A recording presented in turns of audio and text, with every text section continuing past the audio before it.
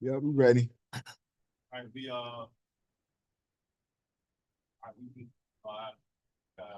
All right. Shabbat shalom once again Shabbat shalom. to all the saints and everyone who may be listening. Everybody can hear us? Shabbat shalom. Can you hear me now? You hear me? Okay. Yeah, I think so. Okay. Shabbat shalom to all the saints, Chicago, Tennessee, Dominican Republic, Africa, Florida, wherever you may be found on planet Earth. If you're hearing the sound of my voice, that means you're in the land of the living. So we blessed, highly favored, and we're just glad.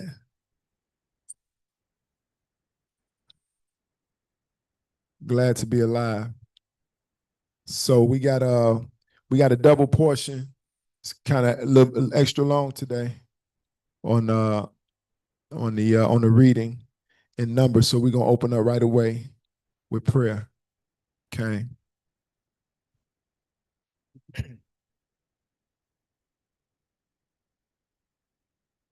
Dear Heavenly Av,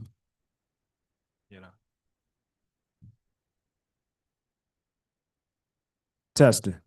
Oh, neither one of us on. It's on. It was already on, Elder. Shalom, shalom. All right. Testing. We'll open up in prayer. It don't matter. You can turn it on.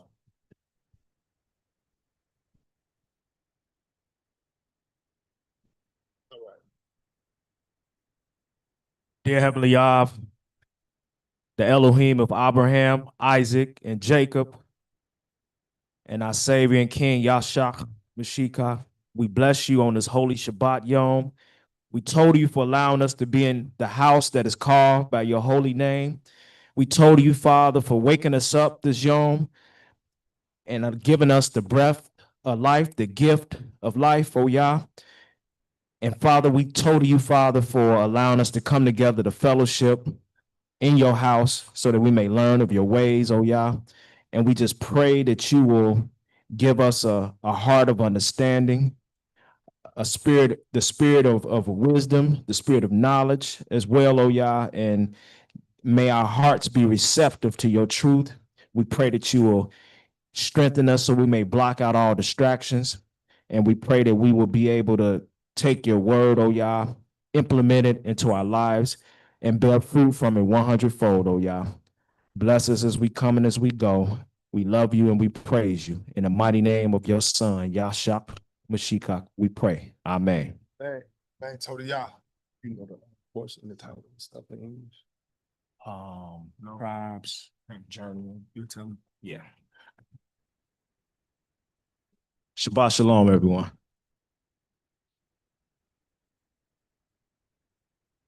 All right. So for this Torah portion, it's a double portion, and it's titled Matat Masai. Matat Masai, which Matat means tribes. Masai means journey or journeying or journey. So it's the tribes in their journeying on their tribes as they're journeying through or coming out of journeying through the wilderness. Okay. Hey, brother T, you might want to turn them back on for the sisters, man, or for everybody. Yeah, because it's kind of humid. Yeah, because then we could just turn the mics up so that everybody be able to hear. We did it last week. I think it's gonna be better with the fans on. Okay. Yes? No? Okay, yes. All right.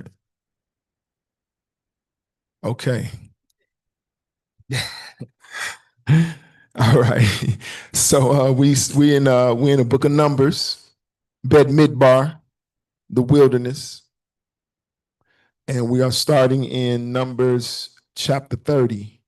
And we're going all the way to the end of the chapter. All right. Shabbat shalom to everyone. Glad to see everyone here. It's beautiful faces. Okay. All right. So I'm going to open up in Numbers chapter 30, verse 1. It says, and Moses spake unto the heads of the tribes concerning the children of Israel, saying, this is the thing which the Yahweh has commanded. If a man vow a vow unto the Yahweh, or swear an oath to bind his soul with a bond, he shall not break his word. He shall do according to all that proceedeth out of his mouth.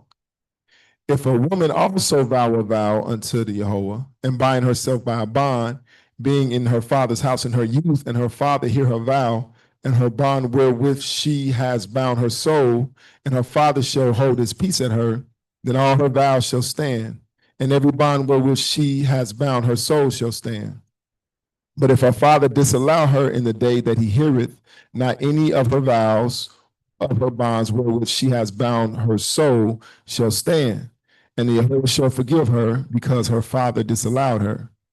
And if she had at all an husband when she vowed, or uttered aught out of her lips wherewith she bound her soul, and her husband heard it and held his peace at her in the day that he heard it, then her vows shall stand, and her bonds wherewith she bound her soul shall stand. But if her husband disallowed her on the day that he heard it, then he shall make her vow which she vowed, and that which she uttered with her lips, wherewith she bound her soul, of none effect, and the Jehovah shall forgive her. But every vow of a widow and of her that is divorced, wherewith they have bound their soul, shall stand against her. And if she vow in her husband's house, or bound her soul by a bond with an oath, and her husband heard it and held his peace at her, and disallowed her not, then all her vows shall stand, and every bond wherewith she bound her soul shall stand. But if her husband has utterly made them void on the day he heard them, then whatsoever proceeded out of her lips concerning her vows, or concerning the bond of her soul, shall not stand. Her husband has made them void, and the Yahweh shall forgive her. Every vow and every binding oath to afflict the soul, her husband may establish it, or her husband may make it void. But if her husband altogether hold his peace at her from day to day, then he established all her vows, or all her bonds which are upon her. He confirmeth them, because he held his peace at her in the day that he heard them. But if he shall anyways make them void after that he has heard them, then he shall bear her iniquity. These are the statutes which the Yahweh commanded Moses between a man and his wife, between the father and his daughter, being yet in her youth in her father's house. You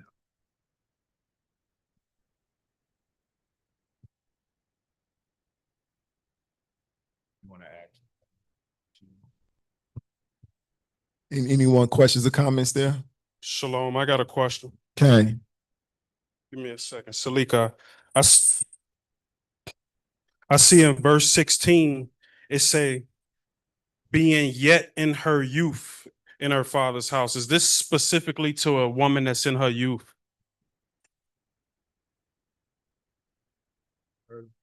Yeah, verse 16. These are the statutes of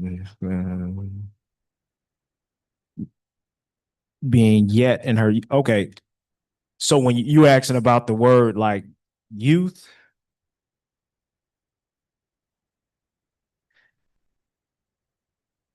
okay. So you repeat your question in regards to When it's saying, Salika, when it's saying being yet in her youth, is this specifically only a woman that's in her youth? Or is it pertaining to all women? Married women? it's pertaining to both. It says these are the statutes which the Yahweh commanded Moses between the man and his wife, between the father and his daughter, being yet in her youth. So it's covering both, because until she's married and she's in the father's house, her father is her covering at that time. Torah. That answer the question? Yes, sir. Okay, Kane. So here when it's talking about vows too, notice we had talked about this before, and I think when I was reading this, I think I misspoke on the difference between a vow. I think I had said something like if you say you're going to do something, it's a vow, no matter what it is, and all vows unto the Yehovah. And that's how our words should be bond like that. But this is talking about vows specifically that you make to Yah. And so it's a difference between a vow and, our words should be bond. Like Mashika told us, don't swear by the Father, don't swear by anything. Let your yea be yea and your no be no. So if I say I'm going to do something, though it's not my word should be bond, but that's not a vow. And, he give us a coverage. So like sometimes you got a difference between a vow and intent. Like I might say, well, let's meet tomorrow at 5:00. And that's what I intend to do. But then, life might get in the way and I don't end up doing that thing because of whatever circumstances. Even if I forget, it's not that I broke a vow. It's just that I didn't fulfill the intentions. And that's why in James, I think it advised us to say, instead of saying what we're going to do tomorrow, what we're going to do, always follow our statements with Yah willing, because things might get in the way or something may happen that causes us not to be able to fulfill that which we said we was going to do. So instead of saying what we're going to do, how we're going to do it, we end our statement saying Yah willing. But this right here is covering a vow that you make unto the Yehovah. If you make a vow unto the Yehovah, it must be fulfilled. And that's why it's so serious to say, well, okay, someone who's under authority, it's good to have someone else to look over the vows that you made, because whatever you said, that's binding and it must be fulfilled.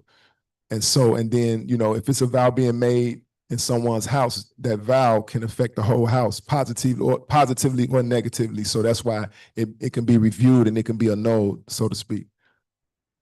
Okay. All right, we're in chapter 31, verse 1. Shalom.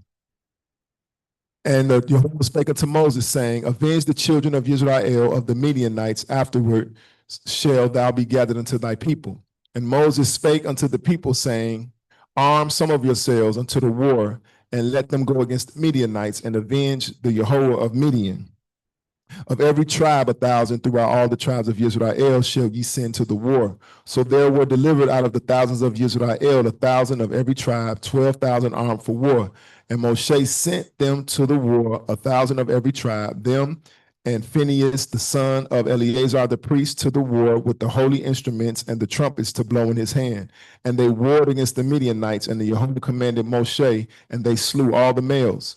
And they slew the kings of Midian beside the rest of them that were slain, namely Evi and Rakim and Zur and Hur and Reba, 5 kings of Midian. Balaam also, the son of Beor, they slew with the sword. And the children of Israel took all the women of Midian captives and their little ones, and took the spoil of all their cattle and all their flocks and all their goods. And they burnt all their cities wherein they dwelt, and all their goodly castles with fire. And they took all the spoil and all the prey, both of men and of beasts. And they brought the captives and the prey and the spoil unto Moses and Eleazar the priest, and unto the congregation of the children of Israel, unto the camp at the plains of Moab, which are by Jordan near Jericho. And Moses and Eleazar the priest and all the princes of the congregation went forth to meet them without the camp. And Moses was wroth with the officers of the host, with the captains over thousands and captains over hundreds, which came from the battle. And Moses said unto them, have ye saved all the women alive? Behold, these caused the children of Israel through the counsel of Balaam to commit trespass against the Jehovah in the matter of Peor. And there was a plague among the congregation. Now therefore kill every male among the little ones, and kill every woman that has known man by lying with him. But all the women children that have not known a man by lying with him, keep alive for yourselves. And do ye abide without the camp 7 days. Whosoever has killed any person, and whosoever has touched any slain, purify both yourselves and your captives on the 3rd day and on the 7th day, and purify all your raiment and all that is made of skins, and all work of goat's hairs, and all things made of wood. And Eleazar the priest said unto the men of war which went to the battle, this is the ordinance of the law which the Jehovah commanded Moshe. Only the gold and the silver, the brass, the iron, the tin, and the lead, everything that may abide the fire, you shall make it go through the fire, and it shall be clean. Nevertheless, it shall be purified with the water of separation, and all that abideth not the fire you shall make go through the water. And ye shall wash your clothes on the 7th day, and ye shall be clean, and afterward ye shall come into the camp. Yeah. One of the things that I was wanted to bring out was, as I was reading this, I had thought to myself, like, man, Yah, he said kill the women and the children. And I said, man, that's kind of rough. But then it came to my mind, like, then it said that to stop the plague, because that's what Phineas did.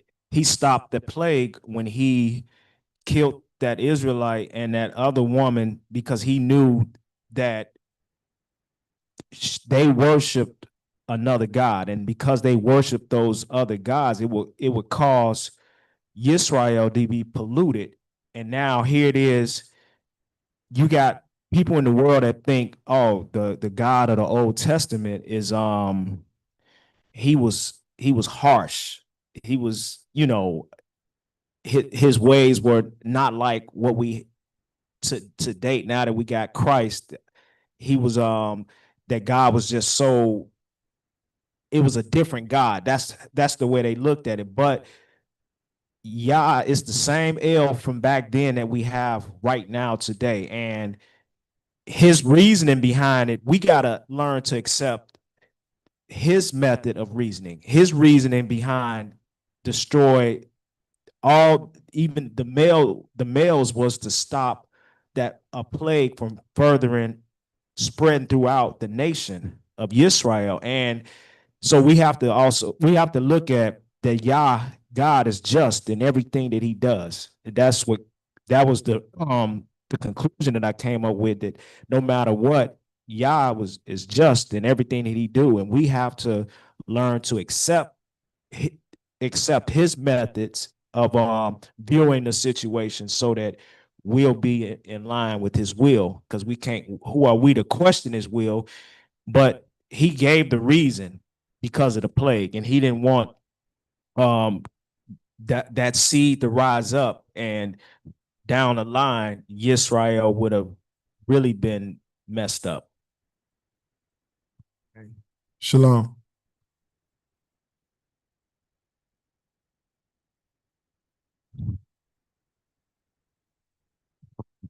Shabbat shalom. Shabbat shalom. I kind of just want to go back to verse 16. It says, behold, these cause the children of Israel through the counsel of Balaam to commit trespass against the Yehovah in the matter of Peor. And there was a plague among the congregation of the Yehovah. So we just read earlier, I think maybe it was in Numbers 22 through 24, about Balak and Balaam. And Balaam was trying to get in the spirit to curse Israel, but he couldn't. But right here it says in verse 16 that through the counsel of Balaam, he was able to cause the children of Israel to commit trespass against the Yehovah. So what happened here? Like, it seemed like this probably wasn't a spiritual attack, because he already tried in the spirit and failed. So, I guess I'm asking, what's the difference here? Cain, so a lot of times the Bible is written like that. It'll give you a passage of scripture or a story, and then it'll reveal insight to the story later, not in sequence of the way the events happen.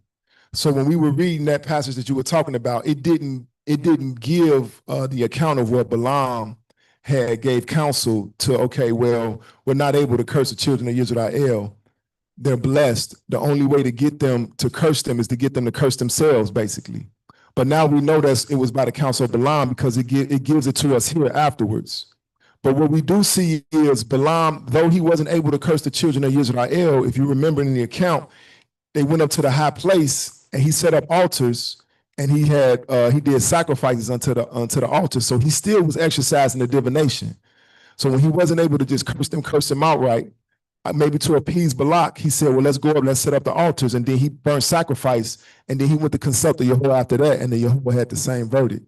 So he did use divination, but he couldn't supersede what Yah had said, right? And so, but it doesn't give the account of the counsel that Balaam gave Balak on how you could get the children of Israel out of sorts to be cursed. But we know that it's a fact because it says it here. It's a number of times the Bible does that. But whatever occurred, if you look at that verse in 16, it says through the counsel of Balaam to commit trespass against Yah.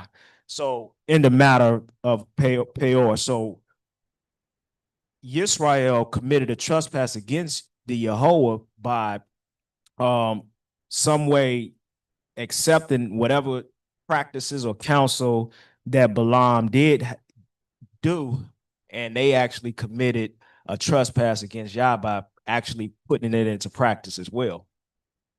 Yeah. Okay. Alo Devar. We in verse 25, 31 and 25. And the Yahweh spake unto Moses, saying, take the sum of the prey that was taken, both of man and of beast, you and Eleazar the priest, and the chief of the fathers of the congregation, and divide the prey into two parts, between them that took the war upon them, who went out to battle, and between all the congregation.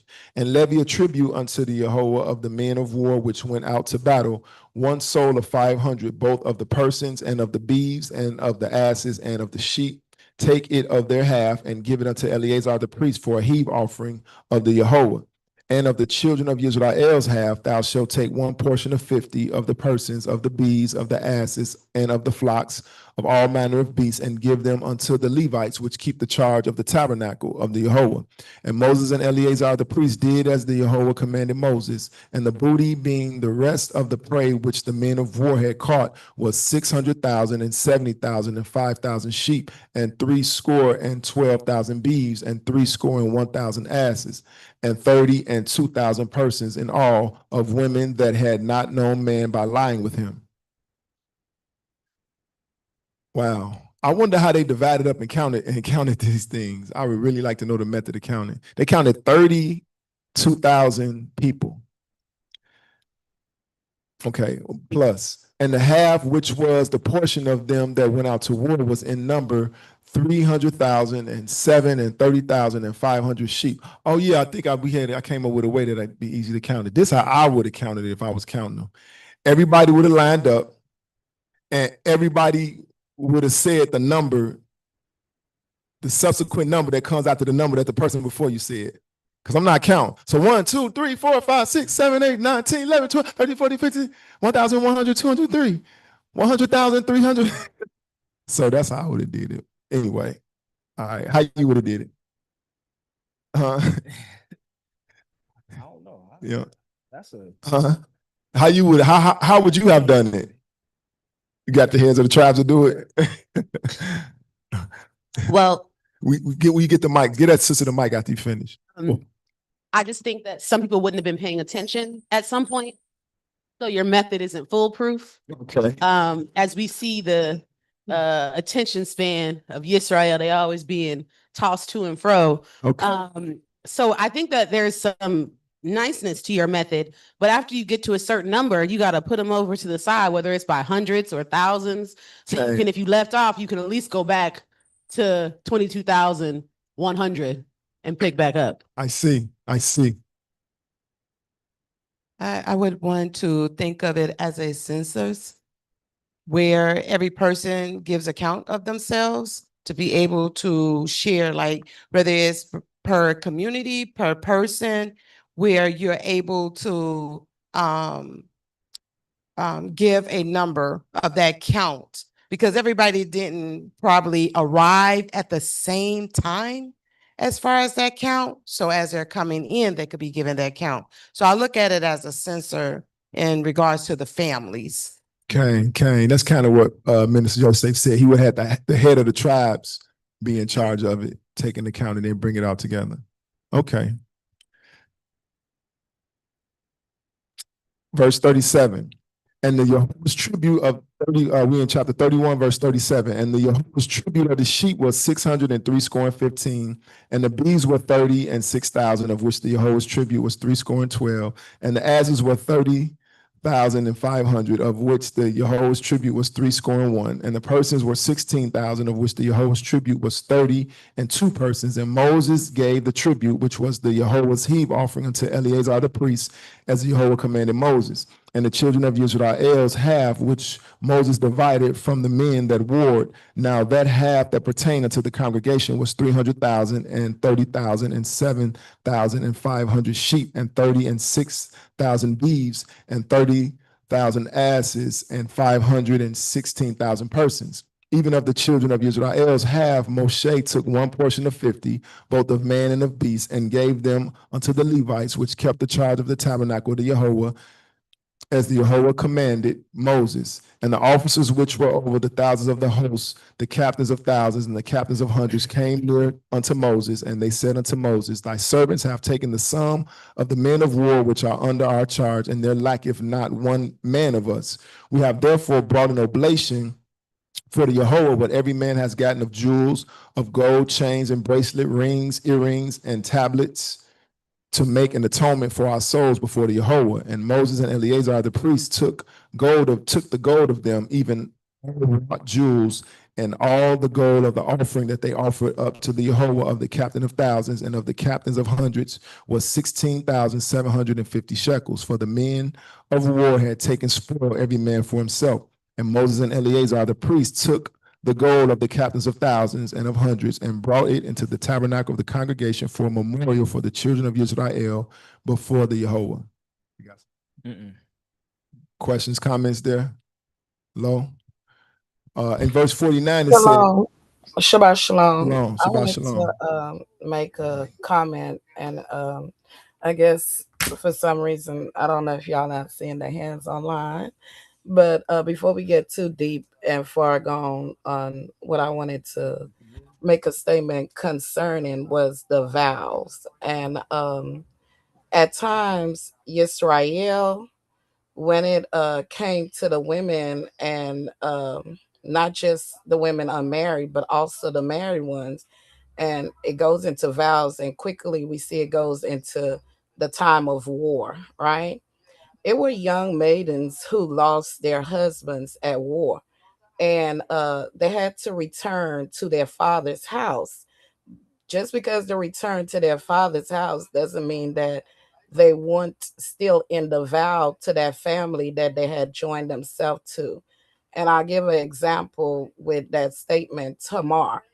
You know, when she lost her husband, okay, she returned to her father's house. She couldn't make a vow on her own, and if she did what is to Yah or any man or any other thing, her father could stop that vow, you know.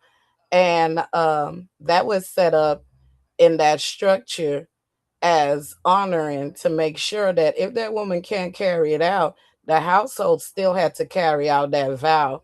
And we see that both households were in agreement.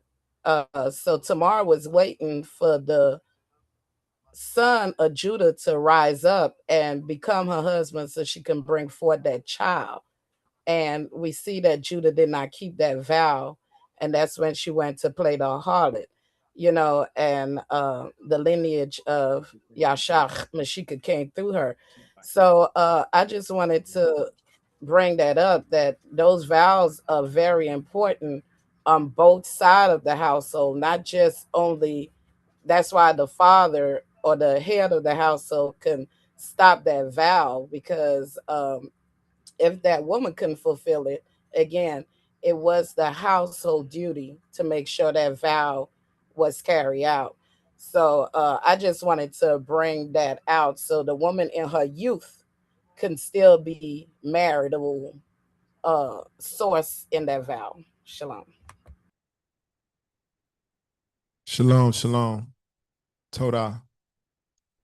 Notice in verse 49, it says, and they said unto Moses, Thy servants have taken the sum of the men of war which are under our charge, and there lacketh not one man of us. So not one man, they didn't lose one soldier, they didn't lose one of the army, not one died. And that's something to review there. You know, Yah sent them out to say, go avenge Midian. And they did so in their obedience, and they had victory. Not only did they have victory, they didn't suffer any loss. So that stands out to me right there, about if Yah send us on an assignment. He's made all the provision already. And our obedience, immediate obedience, it's a saying to say delayed obedience is disobedience. Our immediate obedience will cause us not only have victory, but suffer no loss. Like say the blessings of the Yehovah maketh rich and addeth no sorrow. We in chapter 32, verse 1. It says, now the children of Reuben and the children of Gad had a very great multitude of cattle. And when they saw the land of Jezreel and the land of Gilead, but behold, the place was a place for cattle. The children of Gad and the children of Reuben came and spake unto Moses and to Eleazar the priest and unto the prince of the congregation, saying, Adaroth and Dibon and Yazir and Nimrah and Heshbon and Elialah and Shabam and Nebo and Beon, even the country which the Yehovah smote before the congregation of Israel, is a land for cattle, and thy servants have cattle. Wherefore said they, if we have found grace in thy sight, let this land be given unto thy servants for a possession, and bring us not over Jordan. And Moses said unto the children of Gad and unto the children of Reuben, shall your brethren go to war, and shall ye sit here? And wherefore discourage ye the heart of the children of Israel from going over into the land which the Yehovah has given them? Thus did your fathers when I sent them from Kadesh Barnea to see the land. For when they went unto the valley of Eshcol and saw the land, they discouraged the heart of the children of Israel that they should not go into the land which the Yehovah had given them. And the Yehovah's anger was kindled the same time, and he sware, saying, surely none of the men that came up out of Egypt from 20 years old and upward shall see the land which I sware unto Abraham, unto Isaac, and unto Jacob, because they have not wholly followed me, save Caleb the son of Jephunneh, and the Kenizzite, and Joshua the son of Nun, for they have wholly followed the Yehovah. And the Yehovah's anger was kindled against Israel, and he made them wander in the wilderness 40 years until all the generation that had done evil in the sight of Yehovah was consumed. And behold, you are risen up in your father's stead, an increase of sinful men, to augment yet the fierce anger of the Yehovah toward Israel. For if ye turn away from after him, he will yet again leave them in the wilderness, and you shall destroy all this people. And they came near unto him and said, sheepfolds here for our cattle and cities for our little ones, but we ourselves will go ready armed before the children of Israel until we have brought them unto their place, and our little ones shall dwell in the fenced cities because of the inhabitants of the land. We will not return unto our houses until the children of Israel have inherited every man his inheritance, for we will not inherit with them on yonder side Jordan or forward, because our inheritance is fallen to us on this side Jordan eastward. And Moses said unto them, if you will do this thing, if you will go armed before the Yehovah to war, and will go all of you armed over Jordan before the Yehovah until he has driven out his enemies from before him, and the land be subdued before the Yehovah, then afterward ye shall return and be guiltless before the Yehovah and before Israel, and this land shall be your possession before the Yehovah. But if you will not do so, behold, you have sinned against the Yehovah, and be sure your sin will find you out. Build you cities for your little ones and folds for your sheep, and do that which has proceeded out of your mouth. And the children of Gad and the children of Reuben spoke unto Moshe, saying, thy servants will do as my Lord commanded. Our little ones, our wives, our flocks, and all our cattle shall be there in the cities of Gilead. But thy servants will pass over every man armed for war before the Yehovah to battle, as my Lord saith. So concerning them, Moses commanded Eleazar the priest and Joshua the son of Nun and the chief fathers of the tribes of the children of Israel. And Moses said unto them, if the children of Gad and the children of Reuben will pass with you over Jordan, every man armed to battle before the Yehovah, and the land shall be subdued before you, then you shall give them the land of Gilead for a possession. But if they will not pass over with you armed, they shall have possessions among you in the land of Canaan. And the children of Gad and the children of Reuben answered, saying, as Yehovah has said unto thy servants, so we do. We pass over armed before the Yehovah into the land of Canaan, that the possession of our inheritance on this side Jordan may be ours. And Moses gave unto them even the children of Gad and the children of Reuben, and unto half the tribe of Manasseh, the son of Joseph, the kingdom of Sihon, king of the Amorites, the kingdom of Og, king of Bashan, the land with the cities thereof, and the coasts, even the cities of the country round about. And the children of Gad built Dibon and Ataroth and Aurora and Atroth Shaphan and Jaezer, and Yog-Behah, and Beth Nimrah, and Beth Haran, fenced cities and folds for the sheep. And the children of Reuben built Heshbon, and Elielah, and Kirjathaim, and Nebo, and Baal Meon, their names being changed, and Shibmah, and gave other names unto the cities which they builded. And the children of Machir, the sons of Manasseh, went to Gilead and took it and dispossessed the Amorite which was in it. And Moses gave Gilead unto Machir, the son of Manasseh, and he dwelt therein. And Yair, the son of Manasseh, went and took the small towns thereof and called them Havoth Yair. And Nobah went and took Kenneth and the villages thereof and called it Nobah after his own name. It's a lot of lessons in there, a lot of lessons. You know, first, Reuben, I don't know what's going on with Reuben.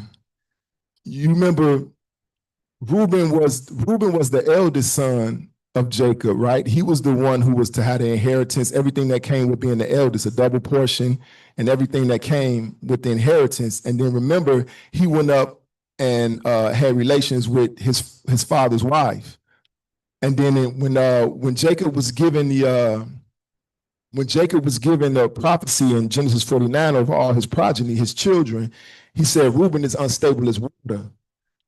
And then remember, the tribe of Reuben was the one who jumped up and challenged Moshe, Cain. And so now here Reuben and Gad, and it's interesting because Reuben was the firstborn of Leah, and then Leah got jealous when she seen Rachel's handmaid Bilhah started having children, and Leah had left off having children. Then she gave Jacob her handmaid Zilpah, and Gad is the oldest of Leah's handmaid. So these are two, so to speak, two firstborns. So Gad partnered with him, but this is totally outside of the will of Yah. And so as we were talking in Elder Nate's class about the permissive will, though Moshe said, if you will do this, you will do that, you got Yah's permissive will, you got Yah's perfect will. Well, the promise was for them to pass the whole tribe to go into the land of Canaan, cross over Jordan, and everybody have a possession. And so though Yahweh allowed this is not his perfect will. And then, so this is part of, they lean into their own understanding and they walking by sight. So they saw the land. They haven't even went into Jordan, to the land of Canaan yet to see what's there for them. So they see something that they figure is good based on their own understanding. They say, this the land we want. This the land we want here. This is what we want. They got their hearts set on things below, not things above, the faith of the Yehovah after everything that he showed them. Then not only that, before they even cross over and go into the battle, they start building the territory. Well, it was never meant for them. He said he was going to bring you into a land where everything was already built for you. You're going to inhabit houses you didn't build and eat off cultivated lands that you didn't cultivate. So they're going all outside the will of Yah. And so it's something, you know,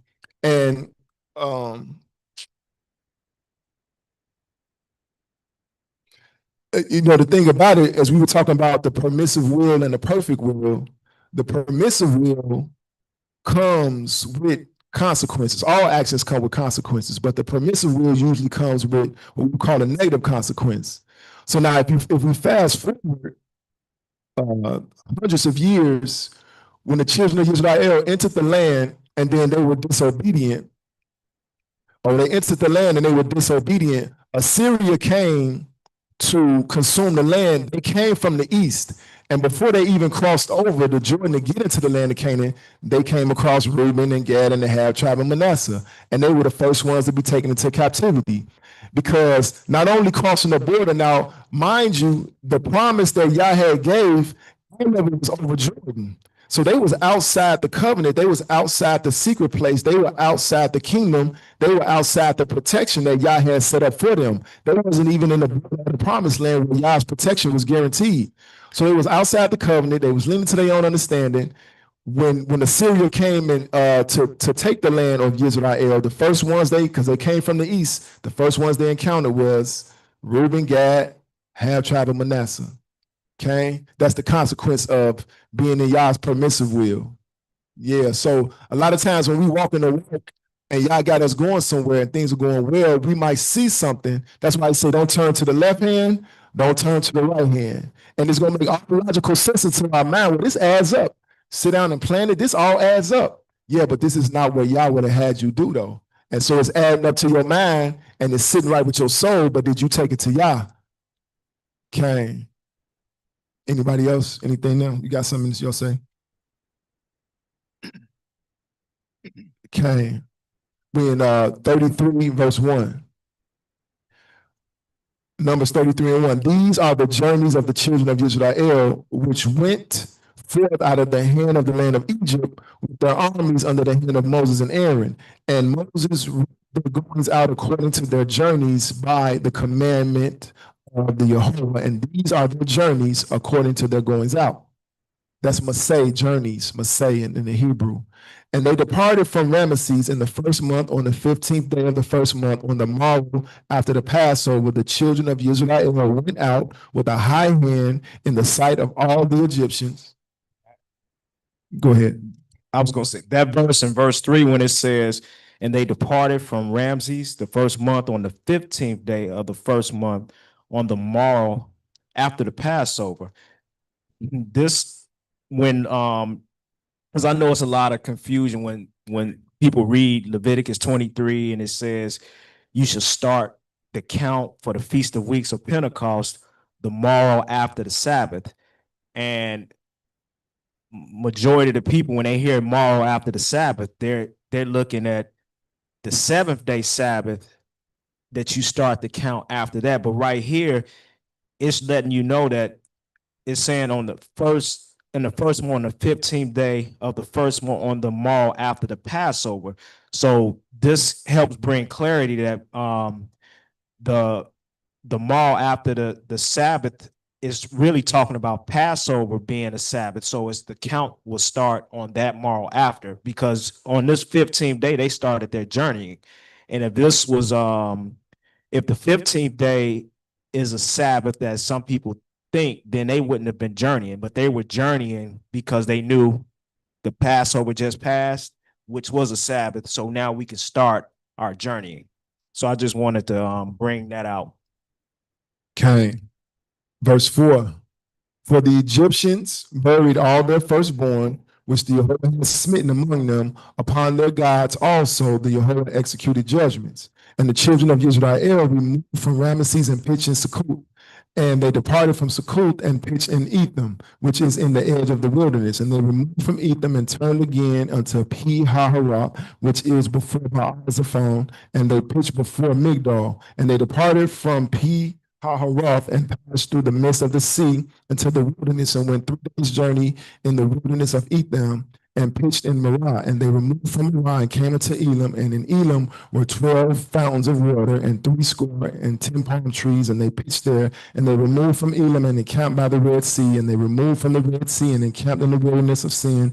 And they took their journey out from the wilderness of Sin and encamped at Dophkah, and they departed from Dophkah and encamped at Alush, and they removed from Alush and encamped at Rephidim, where there was no water for the people to drink, and they departed from Rephidim and pitched in the wilderness of Sinai, and they removed from the desert of Sinai and pitched at Kibroth Hattaavah, and they departed from Kibroth Hattaavah and encamped at Hazeroth, and they departed from Hazeroth and pitched in Rithmah, and they departed from Rithmah and pitched at Rimmon Perez, and they departed from Rimmon Perez and pitched in Libnah, and they removed from Libnah and pitched at Rasah, and they journeyed from Rasah and pitched at Kehalatha, and they went from Kehalatha and pitched in Mount Shafir, and they removed from Mount Shafir and encamped at Haradah, and they removed from Haradah and pitched at Machaloth, and they removed from Machaloth and encamped at Tahath, and they departed from Tahath and pitched at Terah, and they removed from Terah and pitched in Mithkah,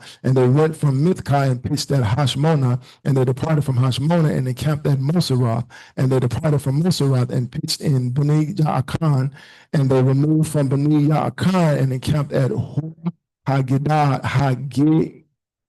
God, and they went from Hor Hagigad and pitched in Jotbathah, and they removed from Jotbathah and encamped at Ibranah, and they departed from Ibranah and encamped at Ezion Geber, and they removed from Ezion Geber and pitched in the wilderness of Zin, which is Kadesh, and they removed from Kadesh and pitched in Mount Hor in the edge of the land of Edom, and Aaron the priest went up into Mount Hor at the commandment of the Yehovah and died there in the 40th year after the children of Israel were come out of the land of Egypt in the first day in the 5th month. So you see all that, they pitched. All that pitch was back and forth in a circle. That's the 40 years that they had to dwell when they was disobedient and the generation had died. If you remember, they estimate that from the distance from Egypt to the border of the promised land was 11 days journey, right? And so we know that they went in to the border, he sent the spies in. They was in the wilderness for about a year, a little over a year before he sent the spies in. And so they were stationary most of that year with what they were doing. But all of this back and forth is because of disobedience. And it's delayed and it's futile for the children of Israel, serving the purpose of Yah.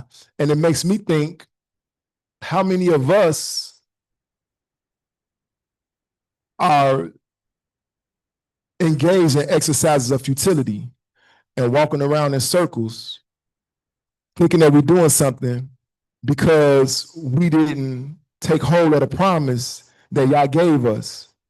And because of our disobedience or lack of faith or fear, whatever it may be, and not moving in the way that Yah will have us move, we still living and we're moving around, but it's an exercise in futility. It's going nowhere. We're just going back and forth, don't really have a purpose, and it's really going anywhere. And it's a lesson here, of course, in all that journeying and wilderness. For me to check, and for all of us to check, is the promise on delay? Do we got the promise on delay? Is it not, well, y'all waiting on Yah?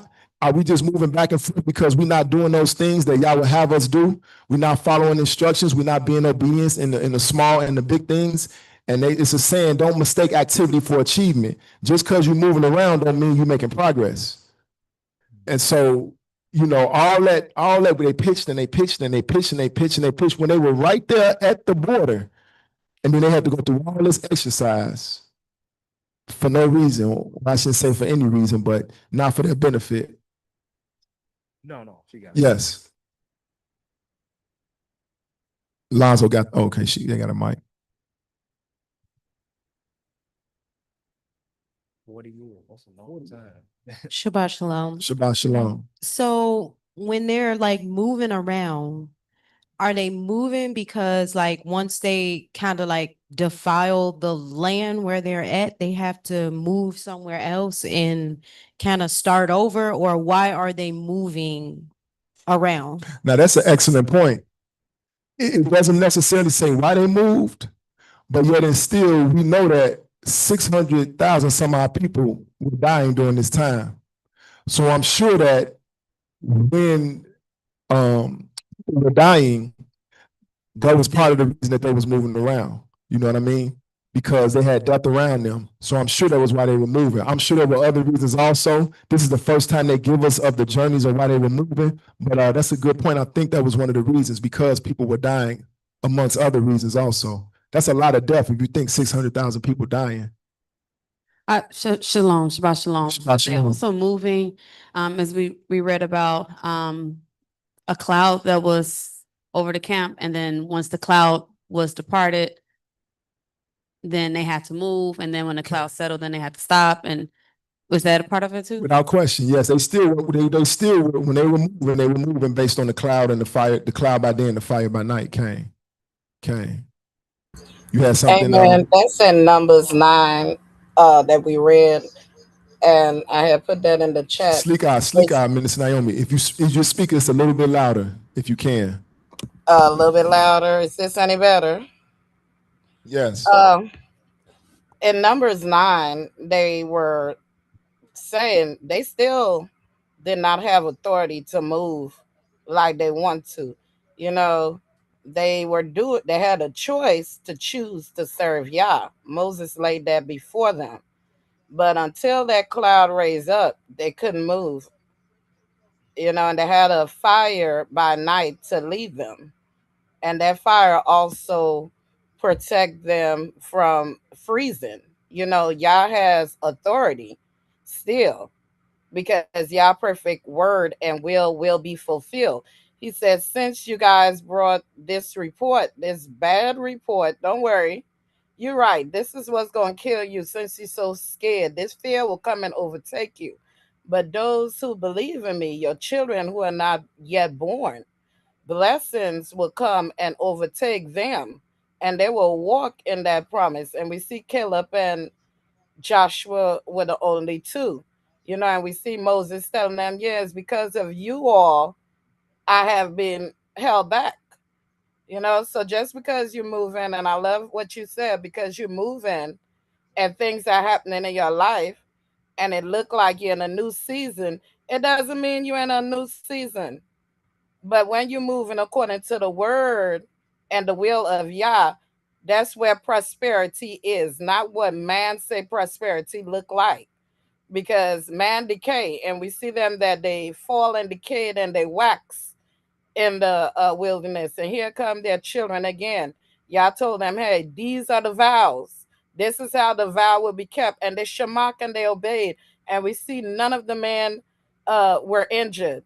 But then when they started listening to Balaam and the other idols and the other false gods around, they were getting whipped left and right. They were dying when they were going. Plagues were among them. So whenever Yah people truly shamak to Yah and understand Yah is the king of Yisrael and obey the king, we prosper. But right when we start looking at other Elohims and other people and men around, we fall to death.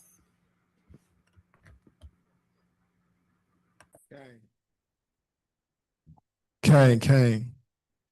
And that's 40 years. And 40 years is not a long time, really. It seemed like it's a long time, but now, as you know what? It's relative, right? It's all relative. But in terms of life, all it like the old folks used to say, just keep on living. You're gonna see that 40 that was 40 years ago. I graduated 40 years. Yeah. For real, 40 years is not a long time. Listen, the Bible say life itself ain't nothing but a vapor. And if you don't believe that, go talk to the oldest person you know and watch what they're gonna tell you. Life go by fast. 100 years ain't nothing. Okay? That's what listen, and that helps like when we setting goals and trying to do something that seems like they're so far away, time gonna do what it do. So it's like it's 12, that's gonna take 12 years. You gotta watch that 12 years be like that. And as you keep moving along, you see it seems like time moves faster and faster as we go along. So that's the emphasis on what we know about cognitive development and childhood development, and we keep developing and growing as adults. Every single day matters. I'm talking about from conception. I'm talking about in the womb.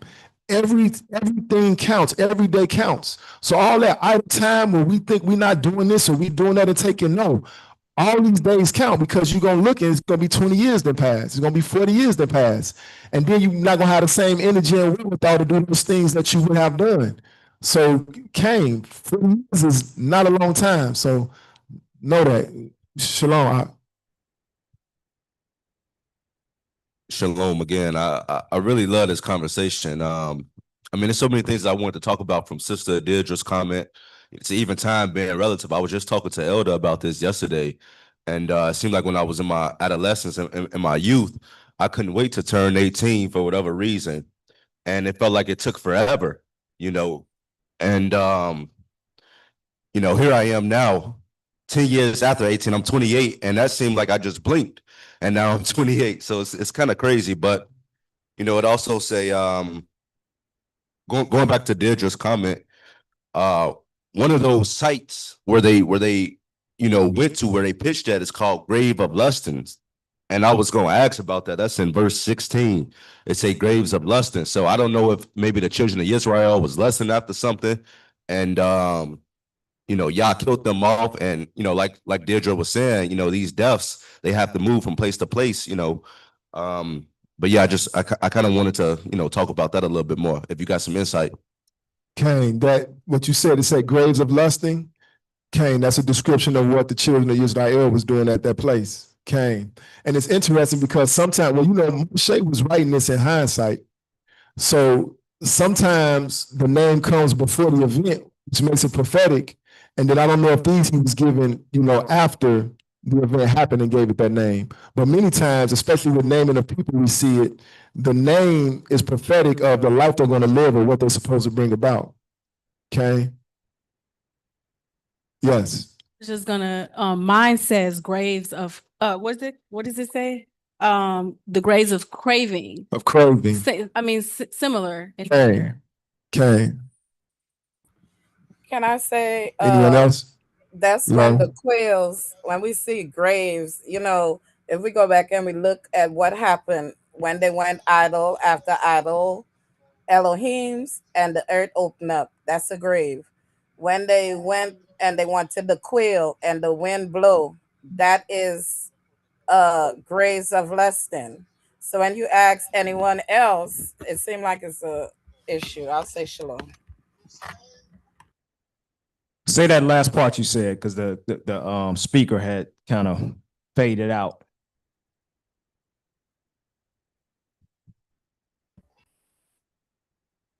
And so Naomi, you there?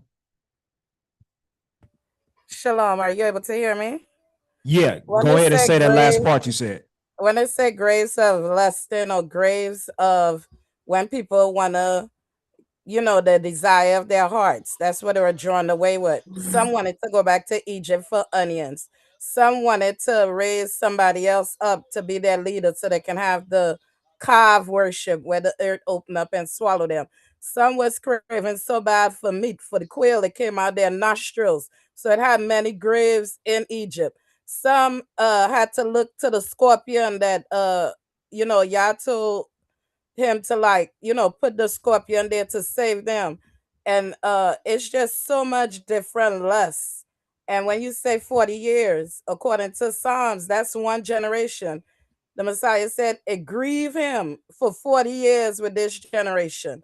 So we might say, hey, a generation, when we looking at a generation, we counted different these days. But according to Yah's word, a generation was 40 years. So keeping in context with this, Yah have a way of rising up another generation that will serve him. And if we look in Yah's word, these are the things that happen. Hey, Torah. Hey, shalom.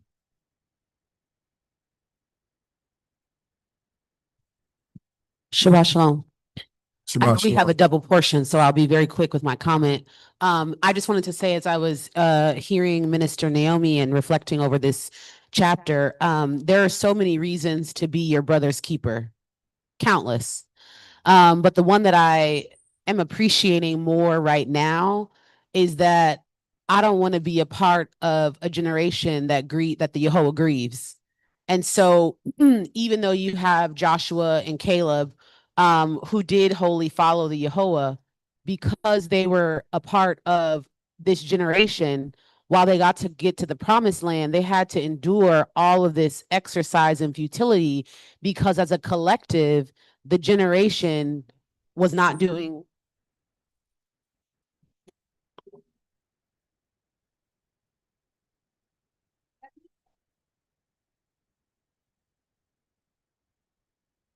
Okay. Though some of us are faithful and following fully, your is treating us as a nation. And so Joshua and Caleb were saved, so to speak, but look at what they had to endure. All the death of friends, death of family. So Cain, there's a lot of lessons there in unity. And that's why I always say, what I do affects you. Even what I do in secret, it affects you, and vice versa. All right. I'm going to speed up just a little bit. I'm in verse 40. Numbers 33 and 40. And King Arad, the Canaanite, which dwelt in the south in the land of Canaan, heard the coming of the children of Israel, and they departed from Mount Or and pitched in Zalmona, and they departed from Zalmona and pitched in Punon, and they departed from Punon and pitched in Oboth, and they departed from Oboth and pitched in Ij Abadim in the border of Moab, and they departed from, is that Lim Ayim, and pitched in Debon God, and they removed from Debon God and encamped in Almon Diblathaim, and they removed from Almon Diblathaim and pitched in the mountains of Abiram before Nebo, and they departed from the mountains of Abiram and pitched in the plains of Moab by Jordan near Jericho, and they pitched by Jordan from Beth Yeshemoth and even unto Abel Shittim in the plains of Moab. And the Yehova spake unto Moses in the plains of Moab by Jordan near Jericho, saying, Speak unto the children of Israel, and say unto them, When ye are passed over Jordan into the land of Canaan, then ye shall drive out all the inhabitants of the land from before you, and destroy all their pictures, and destroy all their molten images, and quite pluck down all their high places, and you shall dispossess the inhabitants of the land and dwell therein, for I have given you the land to possess it. And you shall divide the land by lot for an inheritance among your families, and to the more you shall give the more inheritance, and to the fewer you shall give the less inheritance. Every man's inheritance shall be in the place where his lot falleth, according to the tribes of your fathers you shall inherit. But if you will not drive out the inhabitants of the land from before you, then it shall come to pass that those which yet remain of them shall be pricks in your eyes and thorns in your sides, and shall vex you in the land wherein ye dwell. Moreover, it shall come to pass that I shall do unto you as I thought to do unto them. So once again, the kingdom is now. So we know that the promised land, the land of Canaan, was a picture of heaven on earth, or the kingdom on earth, what it was set aside to be. And we know that the kingdom is now. So bringing that into modern times, in my mind, it strikes me that when it says, when you go into the land which the Yehovah gave you to possess. So when we cross over from darkness unto light, and we go into the kingdom now, it says, make sure that you drive out all the inhabitants of the land from before you, destroy all their pictures, destroy all their molten images. Make sure that we destroying these things in our life. Make sure we're not taking those markers from the old world or the old man into those. If we get into the promised land and we see some of those things still standing, destroy that picture, destroy that molten image, quite pluck down all their high places. And then as we're moving along our journey in the promised land, when we see those things, we eradicate those things from our personal life too. Guard your ears, guard your eyes, guard what you're saying, guard what you're seeing, guard what you're hearing. Strike that down so a seed can't even be planted for anything cancerous or that's not under Yehovah to grow.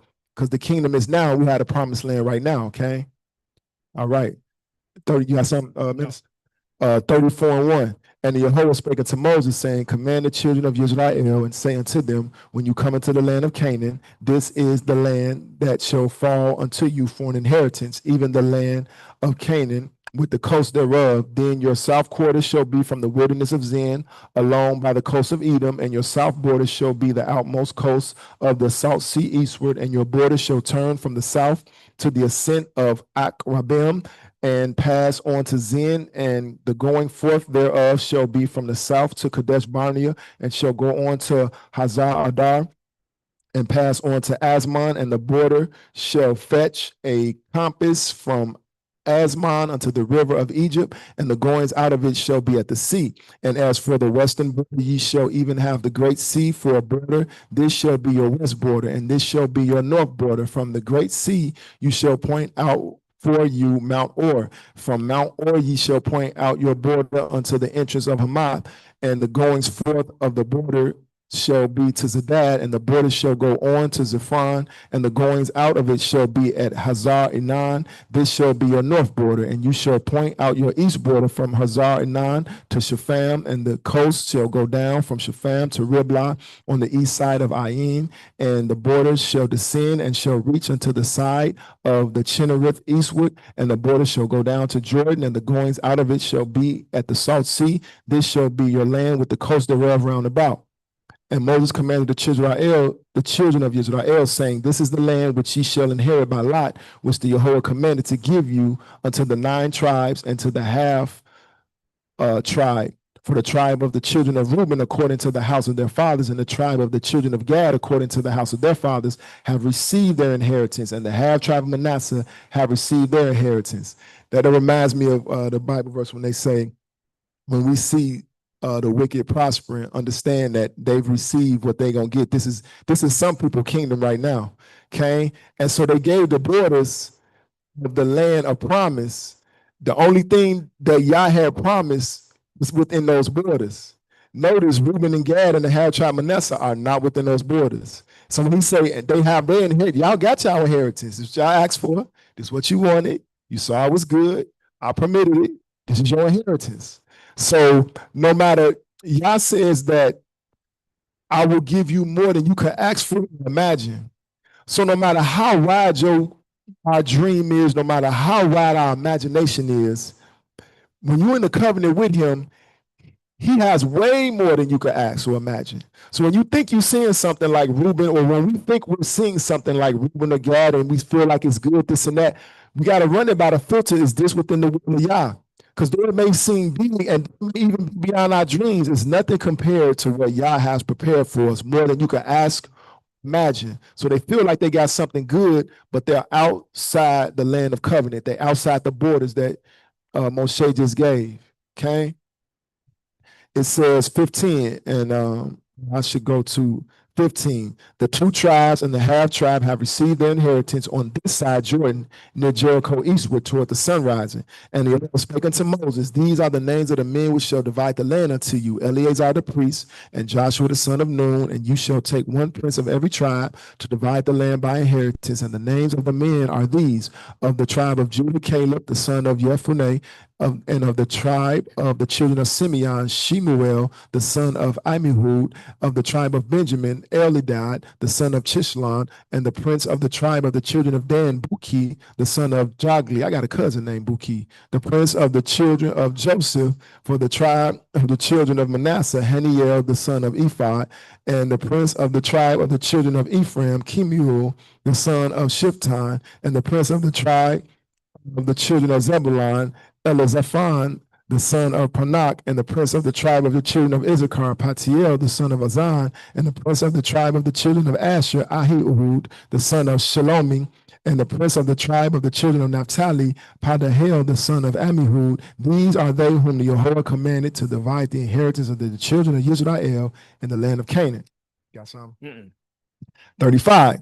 And the Yahweh spake unto Moses in the plains of Moab by Jordan near Jericho, saying, command the children of Israel that they give unto the Levites of the inheritance of their possession cities to dwell in, and ye shall give also unto the Levites suburbs for the cities round about them. And the cities shall they have to dwell in, and the suburbs of them shall be for their cattle, and for their goods, and for all their beasts. And the suburbs of the cities which you shall give unto the Levites shall reach from the wall of the city and outward 1,000 cubits round about. And you shall measure from without the city on the east side 2,000 cubits, and on the south side 2,000 cubits, and on the west side 2,000 cubits, and on the north side 2,000 cubits. And the city shall be in the midst. This shall be to them the suburbs of the cities. And among the cities which you shall give unto the Levites, there shall be 6 cities for refuge, which you shall appoint for the manslayer, that he may flee thither. And to them you shall add 42 cities. So all the cities which ye shall give to the Levites shall be 48 cities. Them shall ye give with their suburbs. And the cities which you shall give shall be of the possession of the children of Israel. From them that have many ye shall give many, but from them that have few ye shall give few. Everyone shall give of his cities unto the Levites according to his inheritance, which he inherited. And the Yahweh spake unto Moshe, saying, speak unto the children of Israel, and say unto them, when ye be come over Jordan into the land of Canaan, then you shall appoint you cities to be cities of refuge for you, that the slayer may flee thither, which killeth any person at unawares. And they shall be unto you cities for refuge from the avenger, that the manslayer die not until he stand before the congregation in judgment. And of these cities which ye shall give, 6 cities shall ye have for refuge. You shall give 3 cities on this side Jordan, and 3 cities ye shall give in the land of Canaan, which shall be cities of refuge. These 6 cities shall be a refuge both for the children of Israel, and for the stranger, and for the sojourner among them, that everyone that killeth any person unawares may flee thither. And if he smite him with an instrument of iron, so that he die, he is a murderer. The murderer shall surely be put to death.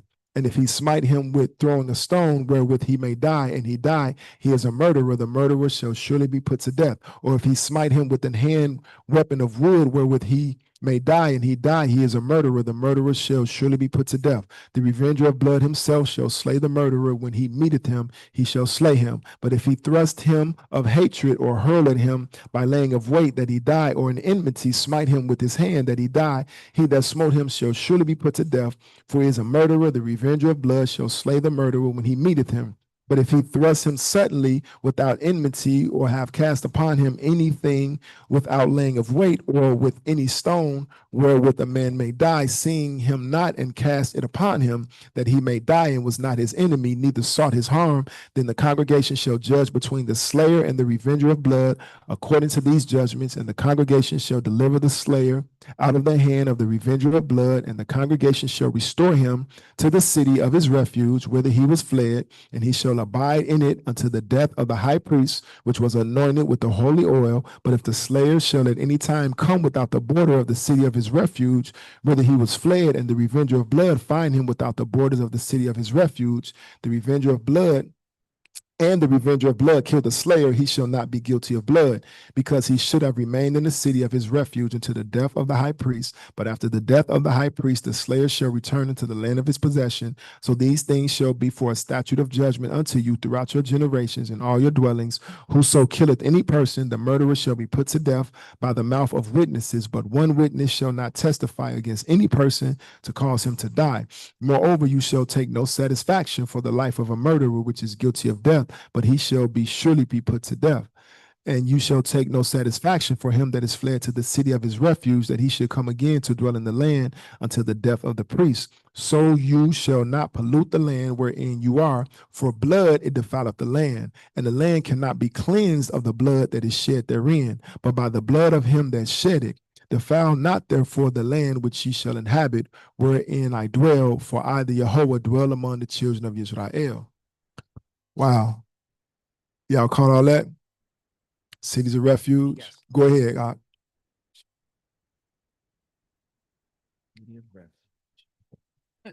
That was a lot. Shabbat shalom. Shabbat shalom. So they depended on the blood avenger, right? He's supposed to stay in his refuge. So was that saying that, did you just read that if he left the refuge and somebody saw him and he murdered somebody from their family, if they killed him, it wouldn't be on their blood? Say that one more time. Okay, the blood avenger. If he was caught out of his city. And the blood avenger would be the one, it's almost like you had an enforcer, almost. The one who's gonna avenge the blood. So if one person killed another person, right? That person, the killer, could go to the city of refuge, right? Get to the city of refuge before the avenger of blood, which maybe a family member. But it almost sounds like here they had somebody assigned to go avenge the blood. So if the avenger of blood caught you outside the city of refuge, he could kill you.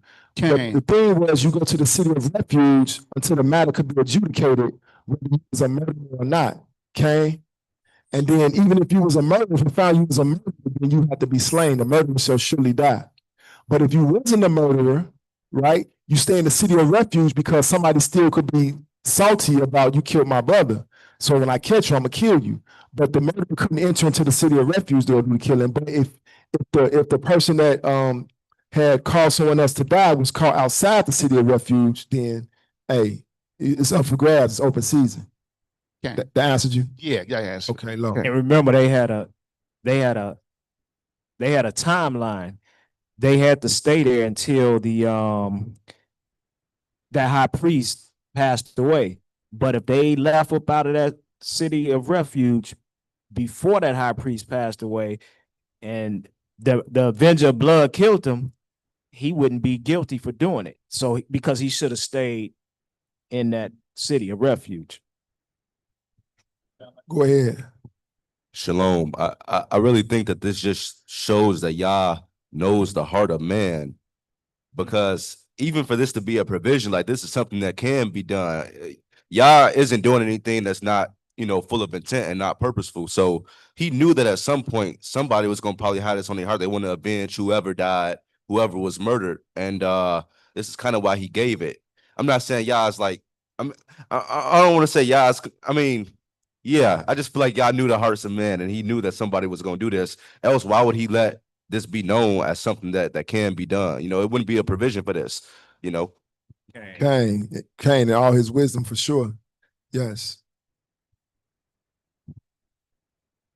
I think I'm just having a hard time understanding the difference between like murdering, because Yah will tell the children of Israel to go and overtake a whole city and kill everybody, kill everything, all the kids, all the cattle, all the everything. How are they not? Is that not murder? I mean, I know it's an order, right? It's a commandment for them to go do that thing. But then the commandment says for us not to kill, but he'll say, go do this thing. So how do we, I don't understand.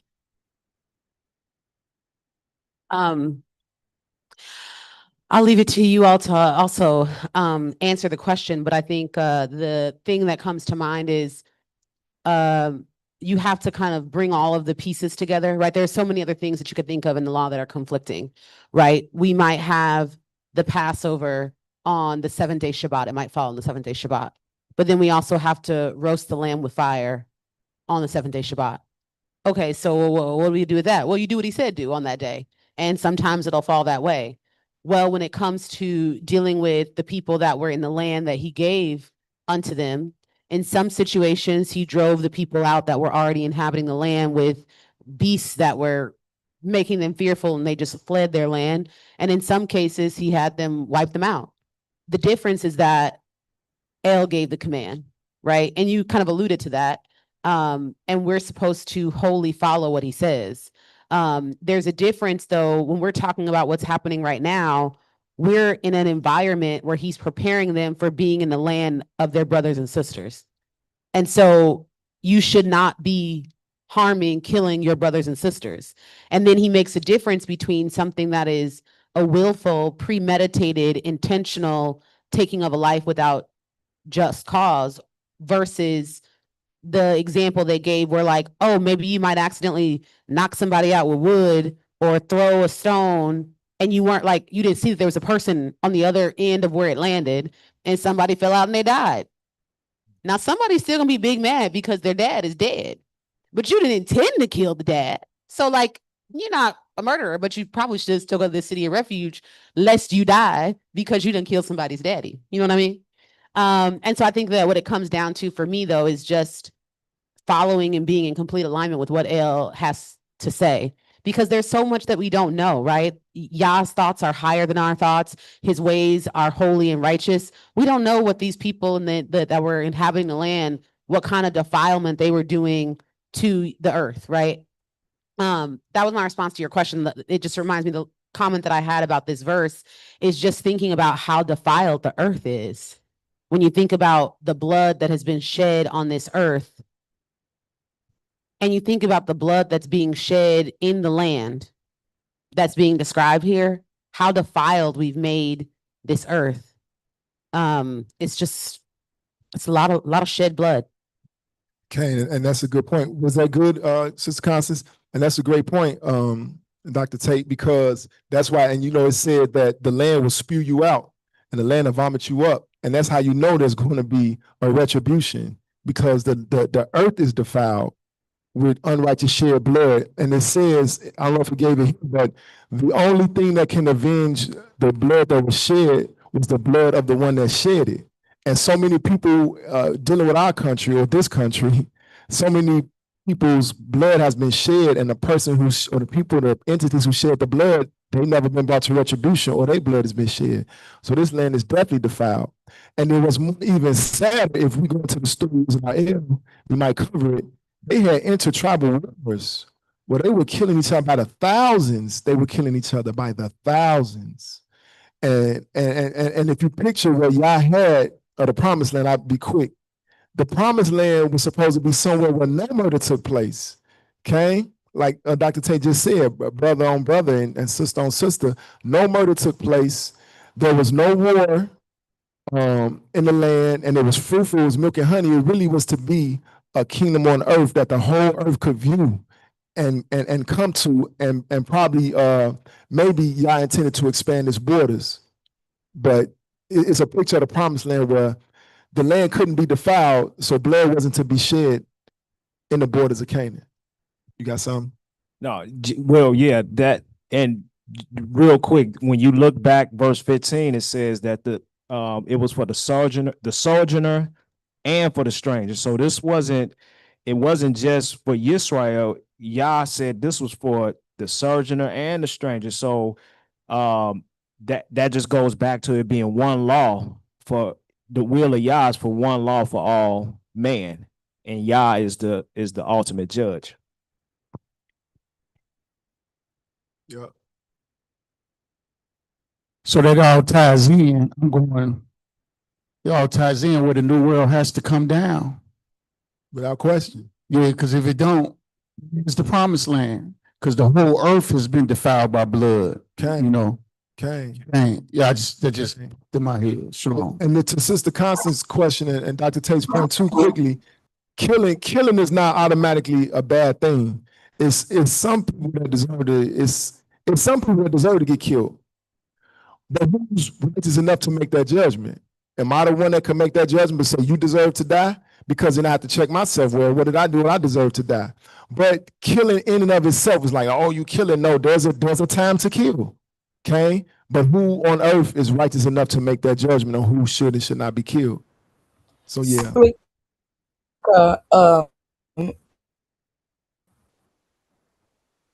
Sweetie, I don't know if y'all can hear this. Are y'all able to hear? Is it clear? Yes. Yeah. Yes. You know, the word of Yah said, vengeance is Yah. That's Romans 12:19, right? And we as Yah sons and daughters, Yah gave us the first understanding with coming and becoming and being fully converted to be Yisrael. It's the Shema. You know, Yah create.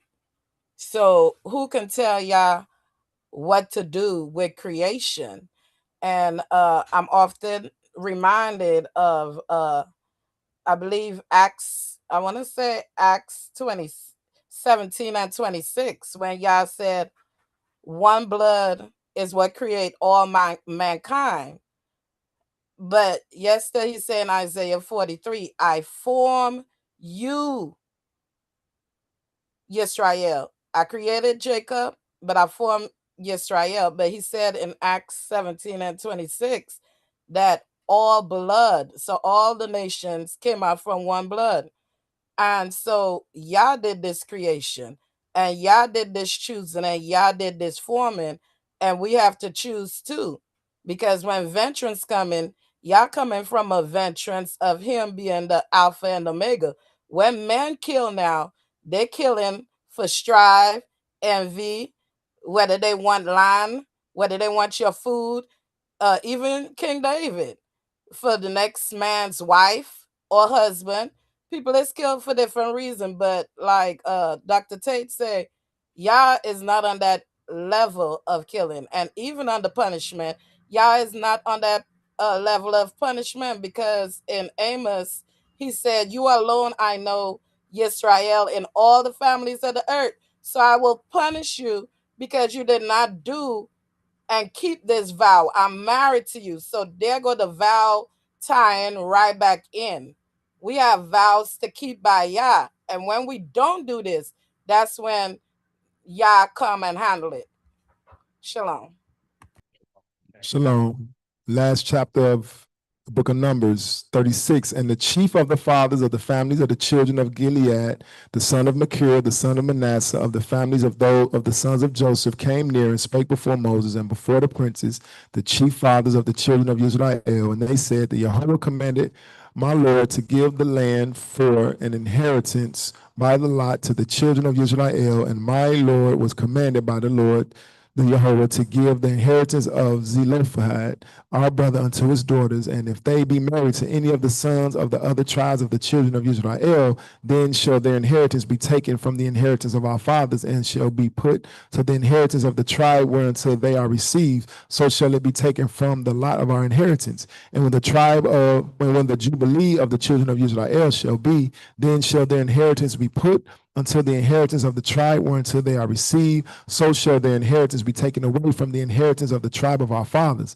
And Moses commanded the children of Israel according to the word of the Yahweh, saying, the tribe of the sons of Joseph has said, well, this is the thing which the Yahweh does command concerning the daughters of Zelophehad, saying, let them marry to whom they think best, only to the family of the tribe of their fathers shall they marry. So shall not the inheritance of the children of Israel remove from tribe to tribe, for every one of the children of Israel shall keep himself to the inheritance of the tribe of his fathers, and every daughter that possesseth an inheritance in any tribe of the children of Israel shall be wife unto one of the family of the tribe of her father, that the children of Israel may enjoy every man the inheritance of his fathers. Neither shall the inheritance remove from one tribe to another tribe, but every one of the tribes of the children of Israel shall keep himself to his own inheritance, even as the Yahweh commanded Moses, so did the daughters of Zelophehad. For Mala, Tirzah, and Hoglah, and Milcah, and Noah, the daughters of Zelophehad, were married unto their father's brothers' sons, and they were married into the families of the sons of Manasseh, the son of Joseph.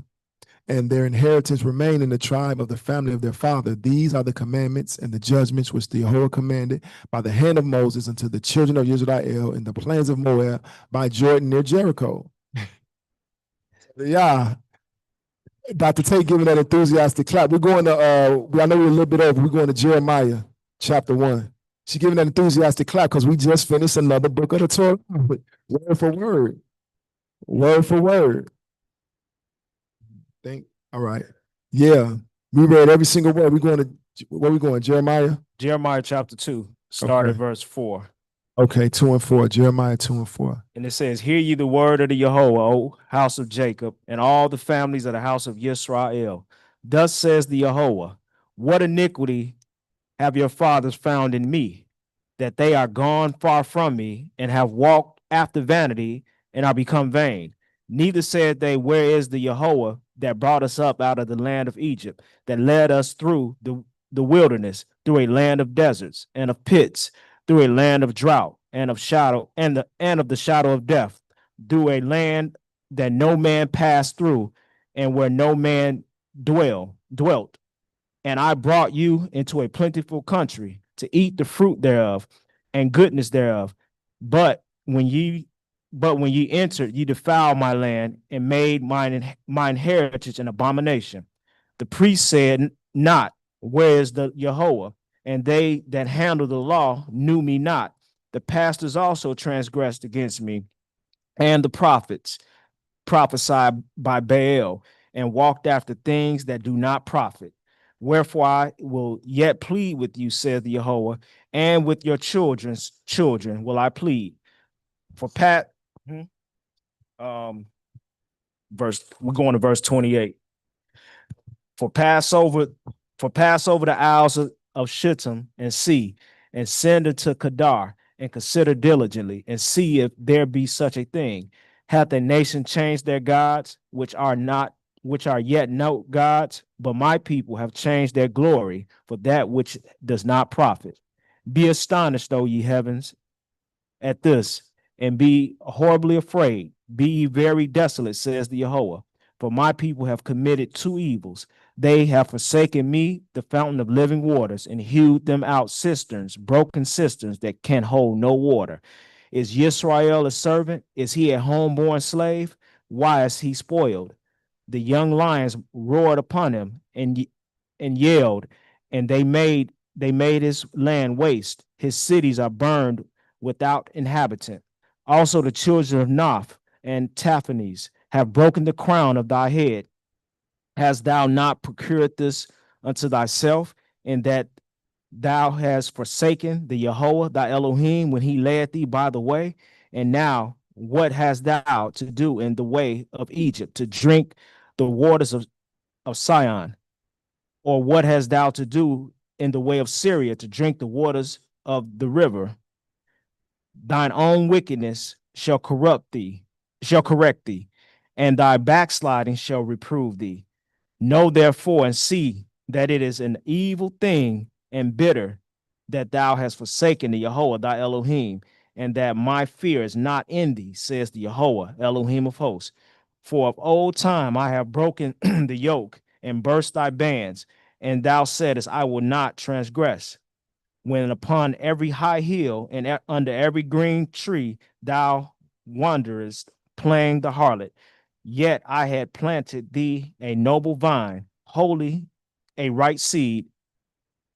How then art thou turned into the degenerate plant of a strange vine unto me? For though thou wash thee with nitre and take thee much soap, yet thine iniquity is marked before me, says the Yehovah Elohim. How canst thou say, I am not polluted? I have not gone after Balaam. See thy way in the valley. Know what thou hast done. Thou art a swift dromedary traversing her ways, a wild ass used to the wilderness that snuffeth up the wind at her pleasure. In her occasion, who can turn her away? All they that seek her will not weary themselves. In her month, they shall find her. Withhold thy foot from being unshod, and thy throat from thirst. But thou saidest, there is no hope. There is no hope. No, for I have loved strangers, and after them will I go. As the thief is ashamed when he is found, so is the house of Israel ashamed. They, their kings, their princes, and their priests, and their prophets, saying to a stock, thou my father, and to a stone, thou hast brought me forth. For they have turned their back unto me, and not their face. But in the time of their trouble, they will say, arise and save us. But where are thy gods, and thou hast made thee? Let them arise, if they can save thee in the time of thy trouble. For according to the number of the cities are thy gods, O Judah. Wow. It's a lot right there, but we're gonna leave it alone. We got 12 more verses, Elder. It's a lot there, but we're gonna forego that to get through the portion. And it was one verse, Jeremiah 3 and 4. It says, Will thou not from this time cry unto me, my father, thou art the God of my youth. Now we in the last one is Mark 11, 12 through 25. Mark chapter 11, verses 12 through 25. Yep. Mark 11. And it says, Mark 11. And on the morrow, when they were come from Bethany, he was hungry, and seeing a fig tree afar off, seeing a fig tree afar off having leaves, he came, if happily he might find anything thereon. And when he came to it, he found nothing but leaves, for the time of figs was not yet. And Yashak answered and said unto it, No man eat fruit of thee hereafter forever. And the disciples heard it. And they come to Jerusalem, and Yashak went into the temple and began to cast out them that sold and bought in the temple, and overthrew the tables of the money changers and the seats of them that sold doves, and would not suffer that any man should carry any vessel through the temple. And he taught, saying unto them, Is it not written, My house shall be called of all nations the house of prayer? But ye have made it a den of thieves. And the scribes and the chief priests heard it, and sought how they might destroy him. And they feared him, because all the people was astonished at his doctrine. And when even was come, he went out of the city. And in the morning, as they passed by, they saw the fig tree dried up from the roots. And Peter, calling to remembrance, said unto him, Master, behold, the fig tree which thou cursest is withered away. And Yashak answering said unto them, have faith in God. For verily I say unto you, that whosoever shall say unto this mountain, Be thou removed, and be thou cast into the sea, and shall not doubt in his heart, but shall believe that those things which he saith shall come to pass, he shall have whatsoever he saith. Therefore I say unto you, what things soever ye desire when you pray, believe that ye receive them, and ye shall have them. Verse 25, and when ye stand praying, forgive, if you have aught against any, and your Father also, which is in heaven, may also forgive your trespasses. Torah, that's a perfect verse to end on. Torah. Hey, if we ever need some encouragement, mark this. when he talk about whatsoever you pray of, believing, you shall have. So mark that whenever we need encouragement, okay? All right. Any last comments, questions, anything? All right, we're gonna close the prayer. I'm glad that we made history Can I again. try and say, if y'all can hear, with the fruit tree, it was a deception. It had the appearance that it was fruitful, and the Messiah Yashach had to curse it, and that's the same thing he came and he was doing to that generation in that time. You know. Hey. Shalom, we're gonna close with prayer. Heavenly Av, we bless your holy shame. We thank you, Father, for your word going forth. Thank you for preserving your word. We thank you that you open our hearts to receive. We thank you for the reading of your word. We thank you, Father, for the lessons from our forefathers and that you've given us that we can exercise them here today. We just thank you, Father, for bringing us through the work week, the 6 working days until your Shabbat Yom that you set apart for our good. Father, we're delighting in it right now. We just bless you for your holy feast yoms, Father. Thank you for right now delivering us here safely, protecting our homes, our vehicles while we're away from them, Father. We just pray over all the saints who are pressing their way, Father. Deliver them safely, get them traveling grace, Father, and cause us all to enter into your gates with praise and thanksgiving, into your courts, Father, and teach us and cause us to keep your Shabbat holy, Father, and bless the word and the lesson that's going forth in Shabbat College to be fruitful and multiply in the holy and precious shame of Yashak Mashika. We pray, ask, and receive. Amen.